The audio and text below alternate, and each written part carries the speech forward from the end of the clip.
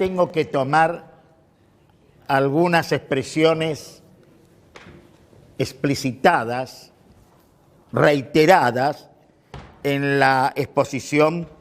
Yo lo conozco como cachorro, así lo voy a mencionar, en donde queda muy claro que hay un tema de decisión política que es clave, y esto hace a la biología molecular, hace a la física cuántica y hace a la ingeniería hidráulica. No les quepa la menor duda. La física atómica se desarrolla por necesidades políticas que ustedes conocen en la Segunda Guerra Mundial. No hay, es decir, se conocía antes la física atómica, pero claro que sí que se conocía antes. Einstein fue premio Nobel en el 1923, 21, por ahí.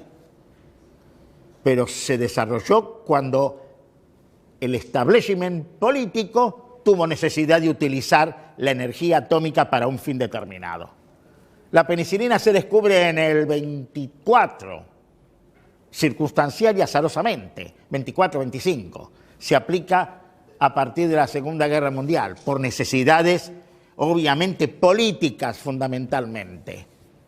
Se le moría mucha gente a ciertos sectores aliados, y particularmente a los Estados Unidos. Y ahí aparece la necesidad de involucrar a laboratorios y demás. Lo que quiero decirles es que hay temas que son viejos. Hay temas que son viejos. Quisiera leerles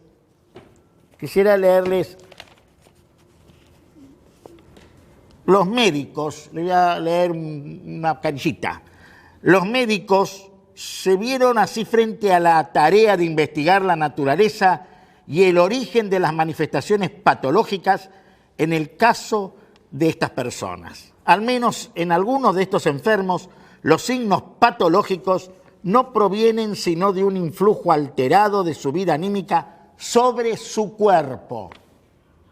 Por tanto, la causa inmediata de la perturbación ha de buscarse en lo anímico. Solo tras estudiar lo patológico se aprende a comprender lo normal. Acerca de la influencia de lo anímico, desde siempre se supieron muchas cosas que solo ahora se han puesto bajo la luz correcta. Casi todos los estados anímicos que puede tener un hombre se exteriorizan en la tensión y relajación de sus músculos faciales, la actitud de sus ojos, el aflujo sanguíneo a su piel, el modo de empleo de su aparato fonador y en las posturas de sus miembros, sobre todo de las manos. Si mientras un hombre realiza ciertas actividades anímicas es posible someterlo a un examen más atento, se hallan otras consecuencias corporales de ellas en las alteraciones de su pulso, en los cambios de la distribución de la sangre en el interior de su cuerpo. En ciertos estados anímicos denominados afectos, la coparticipación del cuerpo es tan llamativa y tan grande que muchos investigadores del alma dieron en pensar que la naturaleza de los afectos consistiría solo en estas exteriorizaciones corporales. Es cosa sabida cuán extraordinarias alteraciones se producen en la circulación, en las secreciones, en los estados de excitación de los músculos voluntarios, bajo la influencia, por ejemplo, del miedo, de la ira, de las cuitas del alma, del arrobamiento sexual.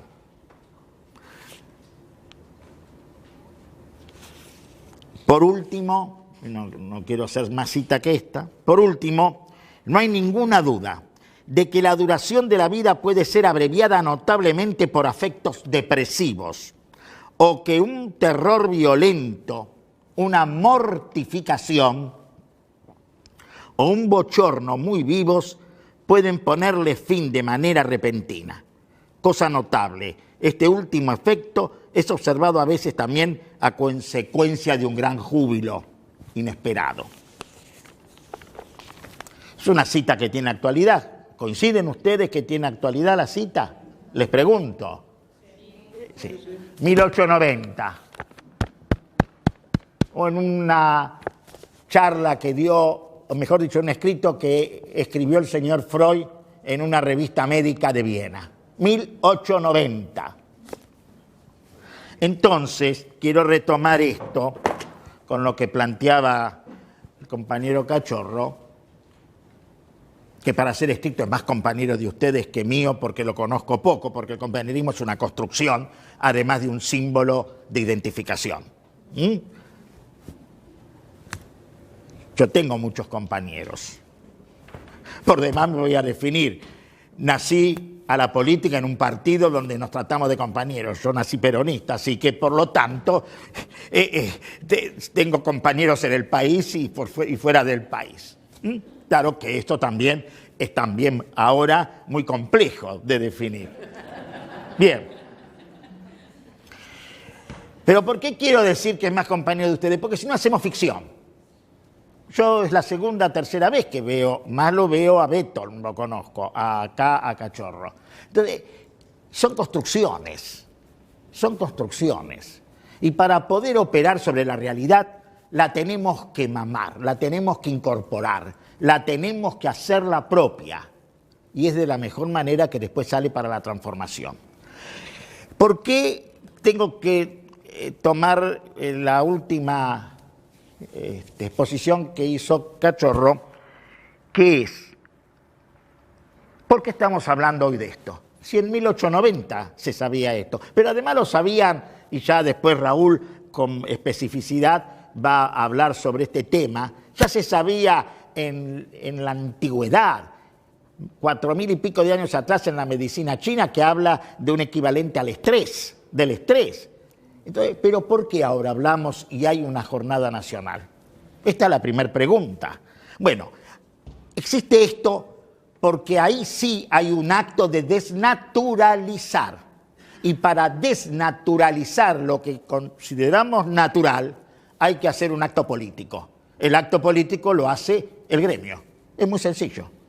Si no hubiera habido una lucha de los gremios, no es ATE el único, si no hubiera habido una lucha de la conciencia real, social de los trabajadores, de que el trabajo mata, de que el trabajo enferma, de que el trabajo realmente mortifica, si no hubiera habido entonces esa conciencia y el deseo de ponerlo en práctica, poniendo en cuestión a este poder hegemónico perverso que enferma, y que nos engaña diciendo que no, si no hubiera habido esta decisión política, no estaríamos nosotros acá. Es decir, pareciera que el conocimiento va siempre retrasado. No hay práctica científica que sea eficaz si no hay una decisión política que la ponga en marcha, en juego y la vuelque al seno de la sociedad para que estos bienes buenos, potencialmente buenos, sean de uso colectivo. Si estos bienes sociales bondadosos no pueden ser utilizados a favor del pueblo, y disculpen porque quiero retomar la palabra de pueblo, porque últimamente estamos siempre utilizando nuevas palabras, ahora no se llama más pueblo, se llama gente. Hay que pensar en la gente, hay que ayudar a la gente. Sí, la gente me parece bien, pero me parece que tiene una connotación casi vacía en relación a lo que es pueblo. Y en verdad, de los 40 millones, hay por lo menos 39 millones que están directamente en la zona del pueblo y si no, muy cercano. Hay un reducido número, ¿no?, de privilegiados, pero yo pienso que hay una enorme masa que es pueblo, que vive de su trabajo. Bueno, esta es una introducción que no esperaba hacerla, solo sí recalcar que el acto político, yo pensaba tomar esto, que hay un acto político, porque el tema no es nuevo, el tema es viejo. Esto lo tenemos que tener muy claro. Si no, no podemos entender realmente por qué, porque no eran tontos los anteriores. No. fue necesaria una enorme lucha social de las organizaciones gremiales, es decir, de las organizaciones de los trabajadores, para que esto se instalara de una manera, diríamos, importante. Se llama, a ver vos que tenés el inglés mucho más afinado, moving. Moving. En mi facultad, yo tengo que escuchar, y en toda la facultad de psicología, tenemos que escuchar esto del moving. Se dan cuenta que esto es justamente para tapar algo que es viejo. El acoso, el maltrato laboral es un tema viejo. Es un tema viejo. Y cuando aparecen estas organizaciones académicas como la universidad, a la cual yo le debo mucho, a mi universidad pública yo le debo mucho, pero que también es manchada de algún modo, ¿no?, por ideologías foráneas, por prácticas incluso académicas que no son del todo tan rigurosas, y aparecen estos nuevos inventos, el móvil. ¿Por qué no le llamamos como tenemos que llamarle? ¿Por qué no le decimos a la gente, el pueblo, y por qué no le llamamos a esto maltrato o acoso laboral? Bueno, y ahora sí, voy a remitirme al título. En general, los títulos son una suerte de disfraz. En la experiencia que tengo de algunos años, generalmente del título al desarrollo, uno no sabe si cuál es la hilación.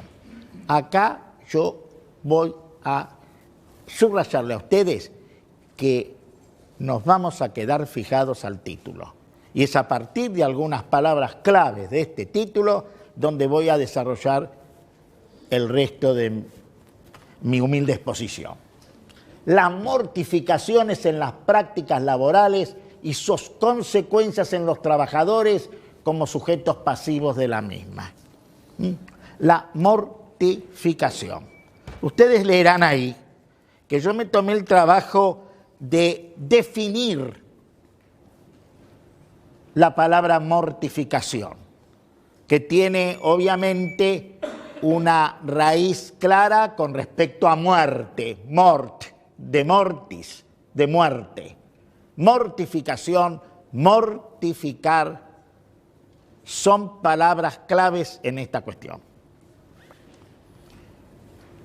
Y esta mortificación se da en todas las actividades laborales. Se da incluso en la Fundación Campomar, que es un laboratorio creado para el desarrollo de la ciencia biológica. Se da en el Balseiro, donde hay un laboratorio y una cuestión para la física. La mortificación laboral se da cuanto más en cualquier fábrica, en cualquier institución del Estado, en cualquier lugar donde haya gente trabajando. La mortificación aparece de una manera grosera o sutil. Este es otro tema que también tenemos que... Ahora, ¿cómo detectar la mortificación? Vean ustedes que por qué yo pongo 3 acepciones del diccionario de la lengua española y me basé en el diccionario de María Moliner, considerado uno de los mejores diccionarios de lengua española. Primero, privar de vitalidad alguna parte del cuerpo. Vean lo que es la mortificación, cómo está definido. Dañar, escoriar, herir o lesionar un tejido orgánico. 2. Atormentar o molestar mucho a alguien física o moralmente, hacer padecer al propio cuerpo. Y 3, hacer que alguien se sienta humillado o maltratado. Estas son las maneras en que definimos la mortificación. No hace falta que les diga que todo esto apunta a un ataque al cuerpo. Y el cuerpo, ¿qué es el cuerpo? ¿Es una entelequia? ¿El cuerpo es un organismo? Si es un organismo, ¿somos igual que una ameba? ¿Somos igual que una vaca o un toro? No. El cuerpo es aquello que yo me imagino que soy, que siento y que creo que los otros me devuelven como tal. Este es el cuerpo. Por lo tanto, el cuerpo, estrictamente hablando, y con la rigurosidad de esta característica, el cuerpo es el yo. ¿Queda claro? Es el yo. Es el yo siento, el yo me imagino y el yo que creo que los otros se imaginan de mí. Disculpen que les doy... Este es otro verso. Así me hacen, así me cargan los tres. De degenerados que son, de jóvenes degenerados.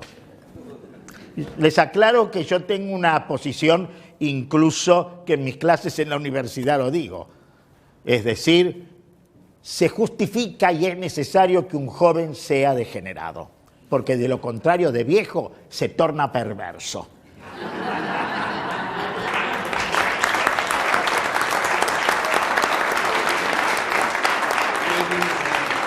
Yo recuerdo la primera vez que expuse esto en una reunión de cátedra bajé y generalmente había un montón de estudiantes y de egresados que se juntaban conmigo en la planta baja de la facultad y donde todos eran, o la mayoría de la franja, pero cursaban la materia mía, que yo fui titular muchos años de evolutiva niñez, de psicología evolutiva niñez.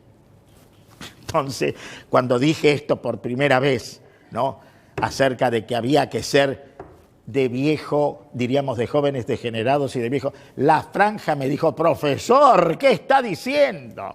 Horrorizado porque no entendieron la metáfora.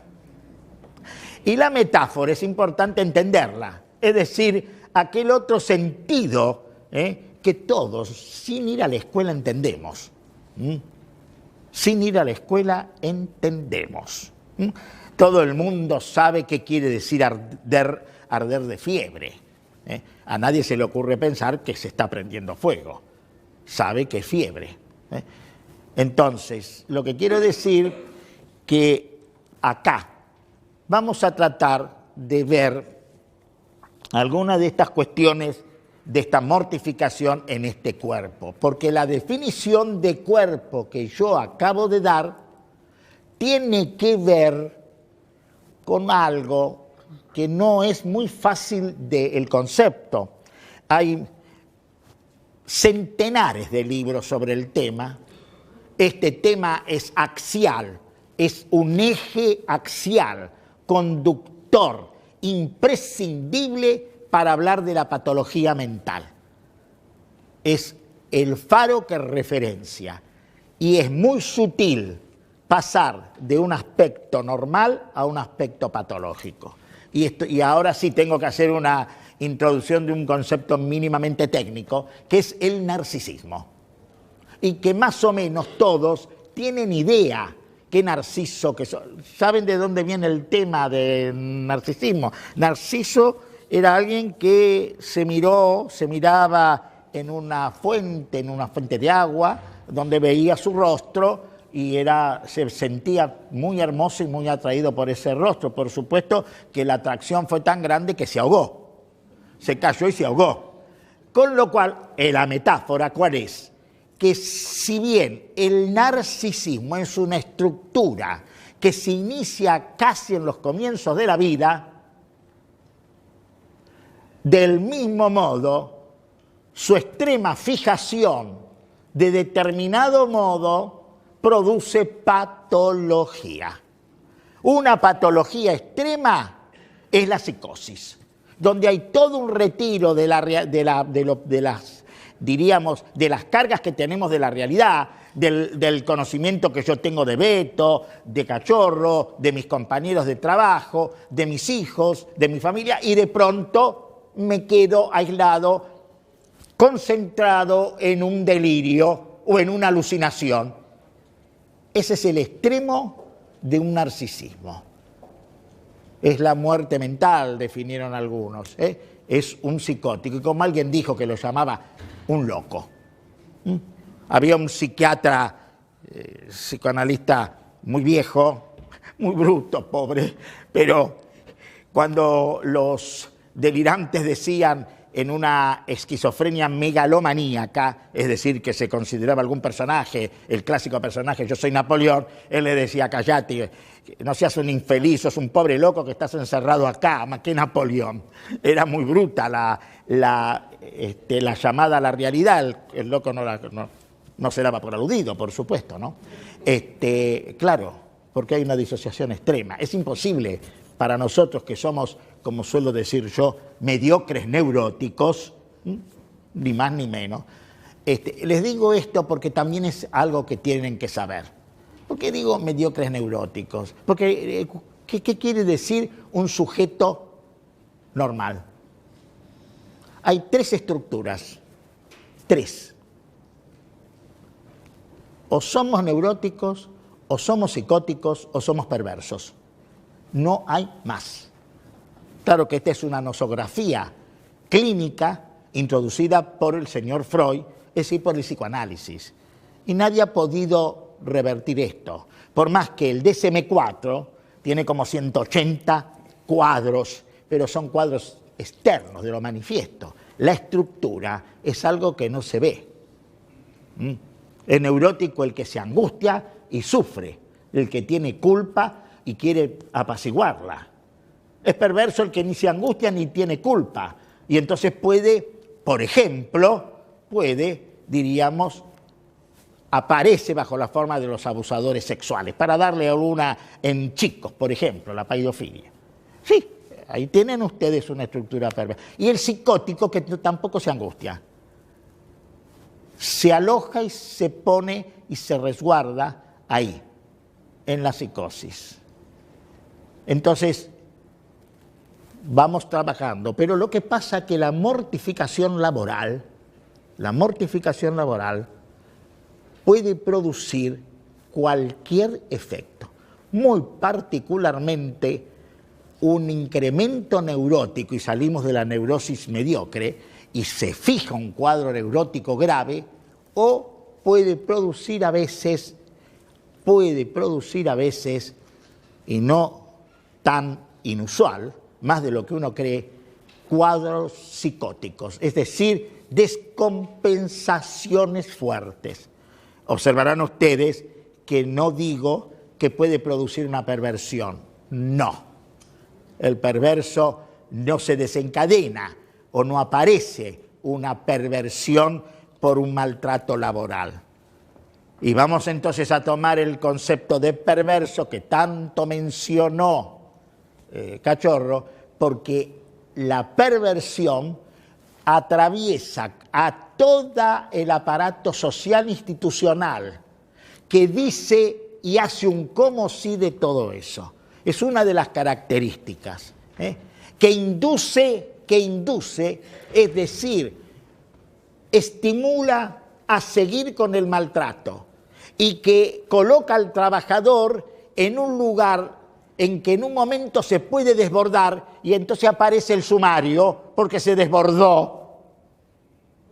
Para hablar académicamente, hijos de mil puta, me mataron y me mortificaron durante años y ¿qué quieren? ¿Que yo un día no reaccione y explote? ¿Que no me descompense? ¿Entienden esto?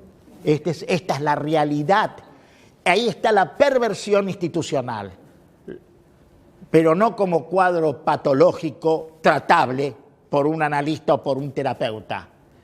Eso se trata y se resuelve desde la política. No se ilusionen.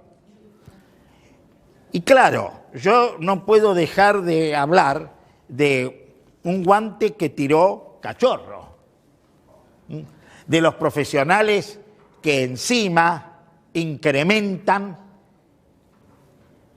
sostienen esta perversión mediante prácticas y que cada vez más entonces empiezan a disociarse los profesionales del sector de trabajadores no profesionales. Esto me hace acordar que en la Universidad de Buenos Aires, y esto lo he hablado con Anro, que es quien conduce a PUBA, por ejemplo, en Buenos Aires, y lo he hablado con muchos de ellos, los administrativos, los de los servicios generales, se llaman no docentes, trabajadores no docentes. Les dije, no, ustedes tienen identidad propia, no tienen que llamarse por la diferencia conmigo que soy docente. ¿Qué quieren, que les hable de las miserias de la corporación de profesores? ¿Quieren que les hable de la democracia y de los democráticos profesores? 257 delegados definen toda la política universitaria en las asambleas. 8 profesores definimos en cada facultad sobre 3.000 y pico de docentes. Pero los regulares, los que hemos accedido a la cátedra por concurso público, somos los únicos que podemos votar y ser votados. Y para siempre.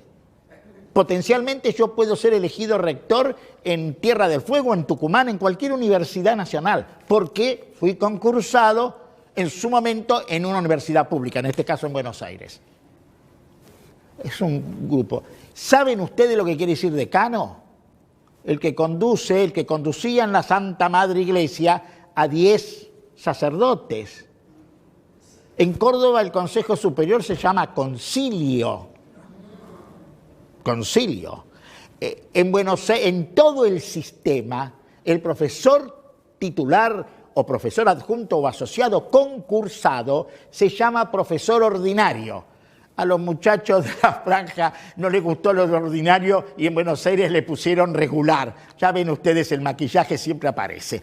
Pero en realidad se llama ordinario. Ahora ustedes dirán, ¿y qué quiere decir? De la orden cardenalicia. Las primeras universidades del mundo occidental nacieron de la Santa Madre Iglesia. No nació París, Oxford, Bolonia, todas ellas son las primeras universidades en el mundo occidental, con esa impronta, diríamos, de la Iglesia que se sigue manteniendo, pero se sigue manteniendo no porque la universidad sea, sino por la organización política. Orden, quiénes votan, quiénes nos votan. Hay una fórmula latina que dice que el decano es un primus inter pares, es el primero entre pares, porque cuando terminas de ser decano, vuelve al claustro con nosotros. Entonces, esto es para señalarles que siempre hay un instrumento político que decide y que es fundamental. Y es cierto que hay profesionales que efectivamente pueden estar sometidos a determinadas prácticas. En salud, muy en particularmente en salud, esto existe y mucho, y fuerte. No hace falta que les diga a ustedes que muchas prácticas clínicas de determinaciones o de estudios se hacen a partir de determinado balance económico, de debe y haber. ¿Cuánto es el costo? ¿Se hace esto o no se hace esto? En nuestra práctica, sí hay dos fuertes, o diríamos una fuerte diferencia entre terapéuticas adaptativas y terapéuticas que ponen el acento en otra cosa, en la subjetividad propia de cada paciente. Prácticamente todas las terapéuticas apoyadas en lo que llamamos la conciencia intentan ayudar al enfermo a partir de, en última instancia, poner en juego algunas cuestiones de la voluntad, la educación y cierto condicionamiento al mejor estilo del perro de Pavlov, utilizando la sugestión del terapeuta. Hay otra corriente en la que pertenecemos nosotros que no es precisamente esa óptica de abordaje, que es desde el lugar del psicoanálisis, porque partimos del hecho de que hay fuerzas inconscientes que están en juego y que se movilizan a partir de estas agresiones, mortificaciones laborales. Y abajo dice, por lo tanto el desarrollo se centrará en cómo la mortificación, bajo las más diferentes formas, produce o lleva brusco lentamente a la muerte y o al deterioro físico-psíquico. Y esto se logra por la repetición cotidiana en el tiempo y con la pasividad del trabajador. Ustedes ven que repetición, tiempo y pasividad están en mayúsculas junto, o está todo en letra mayúscula como mortificación. Se necesita de la repetición, es decir, de una cuestión constante que se da en forma cotidiana en el tiempo y en donde el trabajador se da cuenta y no se da cuenta simultáneamente. Hoy recibe una mortificación bajo cierta exigencia, o recibe la mortificación porque es alguien que trabaja en un cementerio y está siempre sepultando. Y él cree que aunque no llore, porque no llora junto con los otros, pero esa mortificación que ve por él afuera se le está metiendo en su propio cuerpo. ¿Y cómo? Él tiene que disociarse de modo tal que todos los diferentes cuadros que ve a lo largo de los años tiene como que mirar para el otro lado. Pero esto no lo evita del todo. No puede siempre mirar. No quiere decir que aunque mire para el otro lado, no penetre en él el dolor humano. Me contaba un conductor de ambulancias que estuvo conduciendo ambulancias durante 12 años, tantísimos casos que le tocó vivir, y a los 12 años tuvo que dejar porque entró en una situación de depresión tan grande que ni siquiera quería ver a la gente. Se había encerrado en su casa y no quería ver gente. Desde recoger en accidentes pedazos de chicos o de bebés, en fin, todo lo que ustedes quieran ver en esta viña de los accidentes. En una palabra, que esto va mortificando el organismo.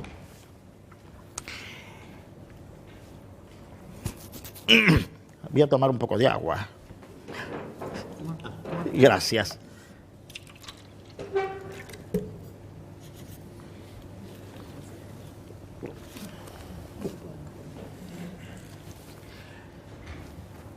Les decía, ¿por qué mortifica? Y acá tengo que introducirlos. No es casual que yo sea el primer expositor por el tema que estoy colocando aquí. ¿Por qué mortifica? A ver, todo organismo vivo, todo, y no solo los animales, sino las plantas, obvio, todos los organismos vivos nacen y tienen vida, y por lo tanto todo organismo vivo tiende a la muerte. Todos, sin excepción. Todos nosotros que estamos acá tenemos una sola certeza en la vida, de que nos vamos a morir. Nada más. Cuando aquel viejo refrán, seguro está preso, disculpen que tan temprano de la mañana les traiga un tema tan interesante y vivaracho, pero esto es así. Esto es así. Todos sabemos que nos vamos a morir. Pero nos vamos a morir aún tengamos la mejor de las vidas, donde las mortificaciones sean mínimas, donde nuestro bienestar cotidiano sea casi siempre el más benéfico para nosotros, en las mejores condiciones. ¿Por qué? La primera pregunta es que así como desde tiempo antiguo se decía tenemos un instinto de vida que hace que yo me defienda de estos tres cuando me quieren linchar, por ejemplo,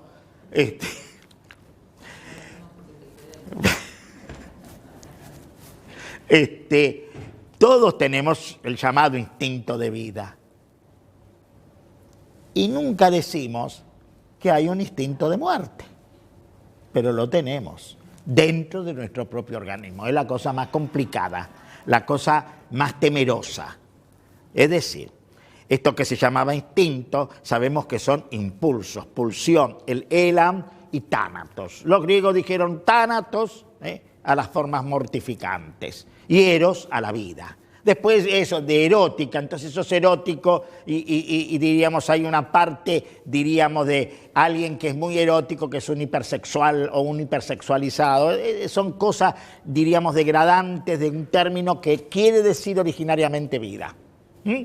Y por lo tanto sexualidad en el sentido profundo del término. Y cuando digo sentido profundo del término sexualidad es que lo estoy separando en un aspecto de la reducción que se hace de la sexualidad, que es solo relación genital. No. El bebé tiene sexualidad cuando todo él es acariciado por su madre, por sus padres, por sus abuelos. Y él está todo erogenizado y es puro placer. ¿Quién sabe si ese abuelo es un perverso que se excita acariciando a su nieto? Solo lo sabe el abuelo, porque el chico no tiene la más remota idea de que es usado como objeto sexual por su abuelo. Y esto lo digo como una nota a pie de página, porque no todos los padres que traen a sus hijos a la consulta como el niño abusado es de ese modo. No sabemos si hay un trauma. Es decir, que lo que aparece... Ahora, si yo digo esto en la televisión, me dicen que yo estoy generando, diríamos, la pedofilia. ¿Entienden lo que o la pedofilia? ¿Entienden lo que quiero plantear? Esto se ve en la clínica en cada caso. En la provincia de Buenos Aires, a partir de una detección diríamos, que apareció como sospecha, en la provincia de Buenos Aires, en algunos lugares, donde había una enorme cantidad de mamás que decían que sus esposos, o sus ex esposos, perdón, abusaban de sus hijos.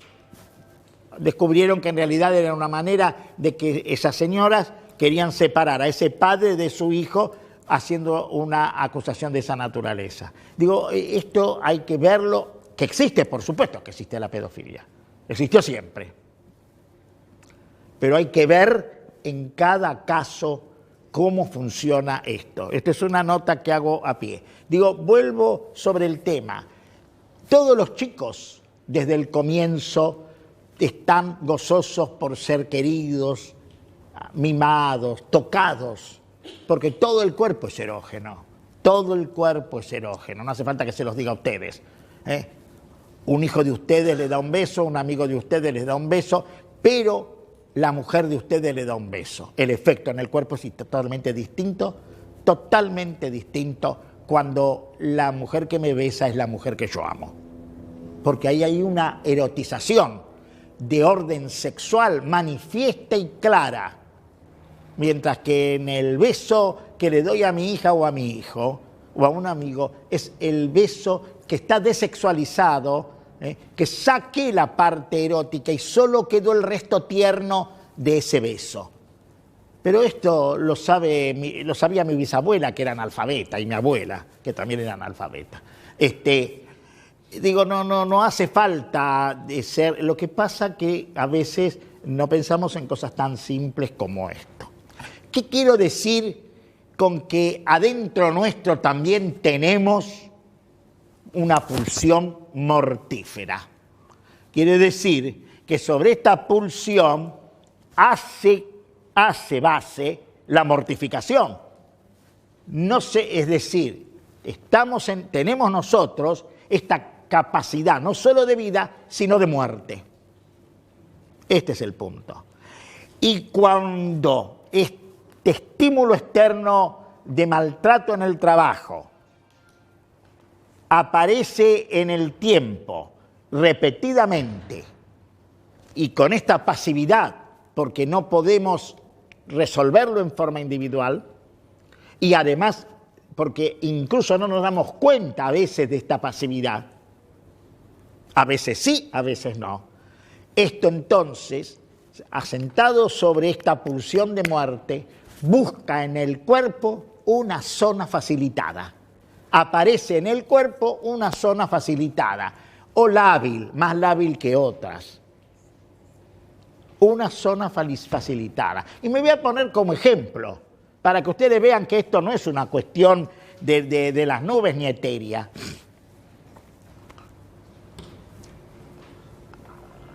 En el 87, hace veintitantos años, yo tenía 48 años, tengo 74, mi madre se enferma de un cáncer de ovario. Yo ya sé que es terminal, sé que se va a morir, lo sé, la acompaño en los 3-4 meses que pude despedirme, muere en el Hospital Durán. Yo tengo en ese entonces un exceso de kilaje, 15 kilos más de lo que tengo ahora.